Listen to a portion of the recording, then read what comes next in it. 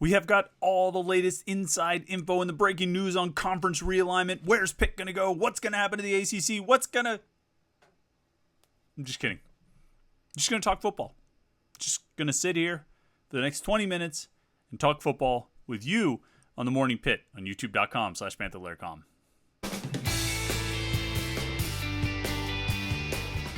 Yeah, it's the Tuesday edition of the Morning Pitt here on youtube.com/Panther-Lair.com, and I have nothing to say about conference realignment. I don't know what it would mean if they had Stanford and Cal. I don't know what it means for Pitt. I don't know what the ACC should do. I don't know what the ultimate solution is. I've seen all the scenarios. I've thought about all the possibilities, and I don't have anything to say about it. So I could sit here and talk for 20 minutes and try and run up the views and the clicks by saying, this is what's going to happen in conference realignment, but I don't have those answers.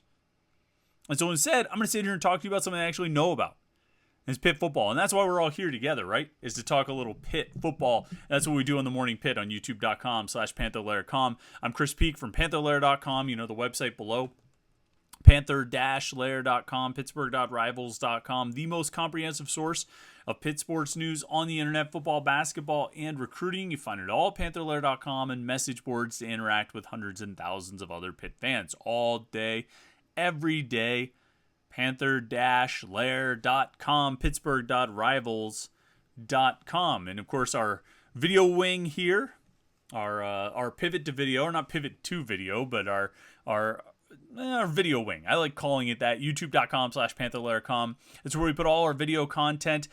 These daily Morning Pitt videos, Monday through Friday. The weekly live show that we do every Wednesday night. We'll have that tomorrow night at 8:30 p.m. Me and Jim Hammett will sit down for a conversation about Pitt. And we'll take your comments and questions as well. We have Pat Narduzzi press conference videos and post-practice interviews and practice highlights and recruit interviews and all different kinds of things. Lots of Pitt videos for you to digest right here at youtube.com/Panther-Lair.com. So make sure you like this video and subscribe to our YouTube channel. That way you won't miss any of it right here, youtube.com/Panther-Lair.com. And great stuff yesterday. Hopefully you got a chance to check it out. In our conversation with Carlo Zovko, Pitt, former Pitt assistant director of player personnel. That was a long video, and it was really popular. You talk about getting the clicks and views. We got the clicks and views on that one, and understandably so. Carlo was great. Now we're going to shift our focus back to training camp. Pitt's in their second week of training camp, first full week of training camp. They started last Wednesday. I think they've had about 6 practices so far. They'll be at it in the South Side again this morning, and we'll be down there with lots of coverage from the practice and the press conferences and all those kinds of things. But I was thinking about some of the topic. We actually missed last week. We didn't do the defensive tackle week. We've sort of been going position by position, dating back however many weeks, 5 on the offense plus a defensive end. So we've done about 6 weeks of these, and we missed last week. It should have been week 7 and talked about the defensive tackles. We didn't get a chance to do that. So though we could talk about those guys today, the D tackles and really the linebackers, if we have time to get into that too. And if not, we'll split it up and we'll talk about the linebackers tomorrow. But the defensive tackle group is just so interesting to me because different types of play. I mean, there's a few different angles with the defensive tackles this year. And one is a big one is you're replacing a super productive player in Calijah Kancey. And it was funny when I asked Randy Bates last Wednesday at Media Day, Pitt's defensive coordinator, said, simple question, are you guys rebuilding on defense or are you reloading on defense? And he said, well, what I always like to say is 4 years ago, did anybody know who Calijah Kancey was? Well, yeah, we did know who Calijah Kancey was. We cover recruiting, so we know who all your guys are. Nobody really is a surprise. We know them all. We've talked about them all. We've watched their high school tape. Like, you're asking that question to the wrong guy. Find one of the other reporters, and maybe they didn't know who Calijah Kancey was 4 years ago, but the guys at Rivals, Panther-Lair.com, we knew who he was. But a super productive guy. And I think what's interesting about his productivity and what's interesting about Randy Bates' sort of rhetorical question of did you guys know who Calijah Kancey was, is he's sort of suggesting that they have another player on the roster who can be that productive. And I just don't know. I just don't know if that's the case or not. Largely because we haven't seen it. I mean, the 3 guys they're going to be relying on the most, I could have worked that into an American Pie reference, the song, not the movie. But the 3 guys they will rely on the most Devin Danielson, Tyler Bentley, and David Green don't exactly have a history of production. Certainly not at the level of a guy like Calijah Kancey or Jalen Twyman. Obviously, you go back before that, you get to see even more notable players. We don't need to name those names, but I mean, Kancey and Twyman just in the past few years, Kancey in 21 and 22, Jalen Twyman in 2019. I mean, 3 out of the last 4 years, they've had some really productive defensive tackles, almost atypically productive defensive tackles. You don't usually get that level of production, that level of sacks and tackles for loss out of a defensive tackle or out of that position. It's just not typical. Those types of players, I mean, the reality is you don't usually get them. I was going to say you don't get them at a school like Pitt, but in some ways you almost sort of have to find a guy like that. You might have a better chance because you're typically taking like an undersized guy. Jalen Twyman was a little bit smaller. Calijah Kancey was a little bit smaller. But I think more often than not, what you're going to end up with Pitt outside of sort of those outlier years, Mick Williams in 2009, Aaron Donald in 2012 and 2013 for sure. Jalen Twyman in 2019, Calijah Kancey in 2021 and 2022. That's a lot of times when it's happened, but they are still sort of outlier years. And more often than not, what you're going to end up with is what I think they're going to have this year, where you're relying on Devin Danielson, David Green, and Tyler Bentley. Good players, solid players, good at opening up opportunities for the defensive ends and the linebackers, but not necessarily productive in the pass rush themselves.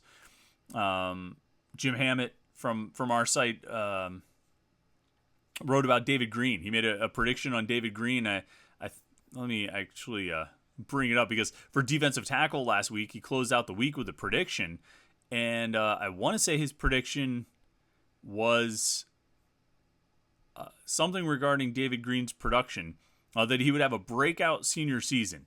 Now, what that means and how that, what that looks like remains to be seen, but in the last 4 years, Green has 10.5 tackles for loss and 6.5 sacks. That's not a lot if you're talking about defensive ends or outside linebackers, but defensive tackles, that's probably reasonable production. And I think that's largely what you've seen from Danielson, Green, and Tyler Bentley. And given the fact that those guys are all entering, their 5th or 6th year here, I don't really think you can expect this last year to somehow be a burst into productivity from those guys. That all of a sudden they're going to be getting sacks and making plays, in the pass rush.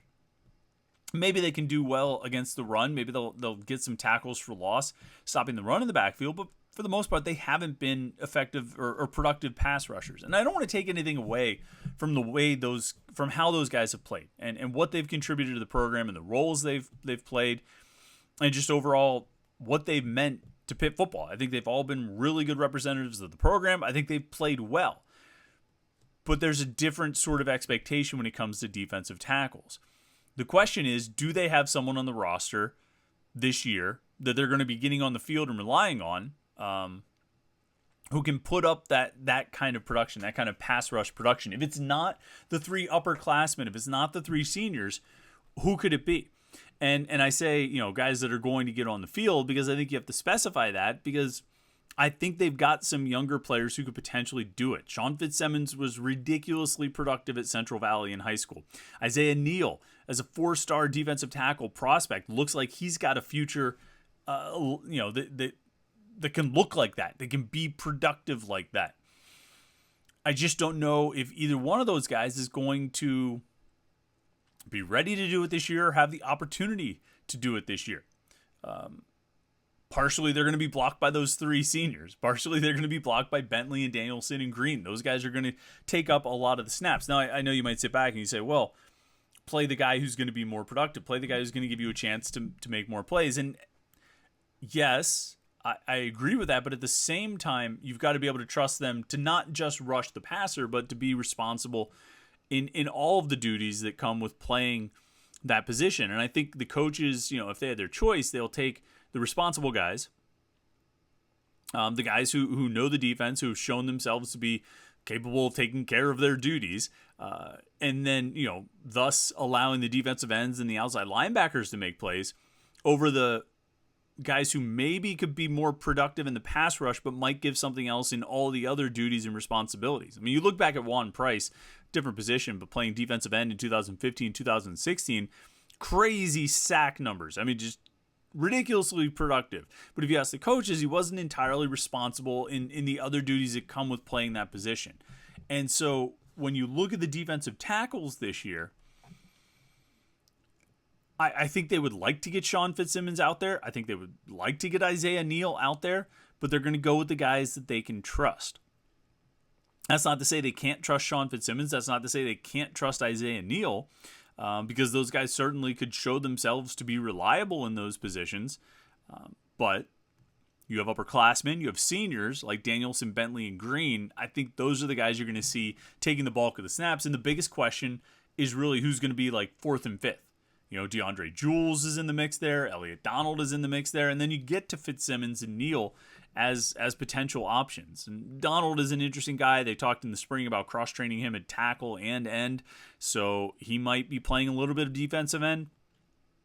I haven't really noticed too much. I actually am going to keep an eye on him today and sort of see how he's lining up. If he's getting more work on the edge or working more in the interior, those are the guys that you're probably, are vying for that fourth spot, along with Fitzsimmons and Neal. They are in a situation where I think they're going to need to take a bigger defensive tackle class, and they have a couple guys committed in this 2024 recruiting class. I think they're going to need to take a bigger class because they've sort of gone light in the last couple classes, really. If I look back, just bringing up the scholarship board really quick, looking at the defensive tackles, I mean, Isaiah Neal was the only D tackle in this class. Sean Fitzsimmons was the only D tackle in the class of 2022. Unless they signed someone that I'm not thinking of who didn't stick with the team. But they haven't exactly overloaded at defensive tackle in the last few classes. So they are going to need something a little bit bigger this year, I think.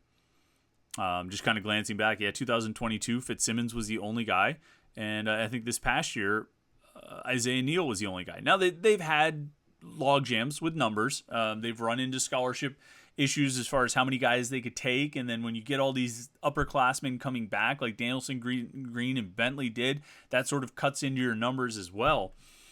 But you're going to have to start making those up, and you're going to have to make them up kind of in a hurry. And so they've got two guys committed right now, Jasir Whittington and Francis Brew. Ty Uhas from Central Catholic could potentially play end or tackle. The coaches told him that they're willing to start at end, but they're also going to be very open to playing him inside a defensive tackle if that's where they need him. And for his part, he's open and willing to do that as well. He's, he'll move inside if he needs to. And he's got a build. I forget what he told me he weighs now. He's like 260, 265. And he looks like he could bulk out even more and play inside, potentially be one of those playmaking guys. But to me, that's the biggest question, I think, facing the defensive tackles this year. And it's a question for 2023, but it's also a question for going forward, is where are you going to find those playmakers? Who are the guys who can get into the backfield? Because, again, I think this defense can survive, can flourish with the ends making plays in the backfield and the linebackers getting into the backfield for sacks. I don't think you need 10 sacks out of a defensive tackle. You don't need it, but it's great to have it. It makes you that much more dangerous when you have that guy in the middle who can get through the line and make plays on the quarterback from the defensive tackle position. It can be a real game changer. But you don't need it, but it sure is nice to have it. And I think this year we're going to see more of the, living without it, along with the occasional plays being made by a guy like Fitzsimmons. Like, I could see Fitzsimmons playing occasionally, but making an impact when he does get on the field. And maybe his playing time increases over the course of the season. But I think that's kind of to me, that's the long and short of it. When you talk about the defensive tackles, and I don't even know how long we really need to spend on it. You've got three guys who have played a ton over the past 5 years. You know who they are. You know what they can do. You know how they play. You've seen them. They've stayed on the field, and the injuries here and there. Devin Danielson might take himself out of a game if he keeps hitting himself in the head with a helmet. But you know who they are, and you know what they do. And so you know what you're going to get. It's a question of how much Charlie Partridge and the rest of the staff want to kind of experiment and try out somebody like Fitzsimmons or Neal and see what they can do. DeAndre Jules, I think, is a redshirt senior this year, so get him on the field. Potentially he could be the number 4. He has flashed once or twice over the past few years, but again, it's not a flashy position. You know what I mean? Like, it's not exactly a position we've become spoiled around here by that position because of Calijah Kancey, because of Jalen Twyman, because of Aaron Donald, because of Mick Williams. I mean, we've seen some really productive defensive tackles, but again, they're the exception, not necessarily the rule. And I think Pitt could have more of those guys in the pipeline, just maybe not this year. So when I look at the defensive tackles for this year, I'm looking at guys that I know what they can do. I know what to expect from them. I'm not expecting big production, but I am looking for those flashes when Fitzsimmons gets out there, or Neal gets out there, or Donald gets out there, and they show what kind of players they can be. So I was going to do defensive tackles and linebackers today, but maybe we'll save the linebackers for another day. I think there's some interesting battles brewing there. And you know me, my expectations are sky high for Bengali Kamara. So, we can always spend some time talking about that. But I think that's it. We'll have some reports from training camp. I actually wasn't at training camp yesterday. Jim Hammett covered the practice, so I'm going to be down there today. I'll share some observations on tomorrow's Morning Pitt. We'll talk about linebackers. We'll talk about everything else going on, and maybe even conference realignment if something big happens between now and tomorrow morning. But for now, for the time being, stay tuned to Panther-Lair.com. Keep on the website and the message boards, Panther-Lair.com. As we talk about the defensive tackles, we talk about the defense, we talk about the offense as a whole. There's Phil Dracovic right there. Actually, I have an interesting article coming this morning on Phil Dracovic and the connection he's got with a few Pitt defenders on this team. 4 guys who have something in common, and they've had to play against Phil Dracovic a few years ago. Pretty interesting stuff, actually. I'm looking forward to getting that article out. I think you'll enjoy it. So check that out probably in a couple hours. Unless you watch this video later in the day, it'll already be out by then. But thanks for tuning in today, though. Make sure you like this video and subscribe to our YouTube channel, youtube.com/Panther-Lair.com, and head over to the website, Panther-Lair.com, for all the coverage from Pitt Training Camp 2023. Thanks again for watching. We appreciate it. We will be back with you again tomorrow for more from Pitt Camp right here on the Morning Pitt on youtube.com/Panther-Lair.com.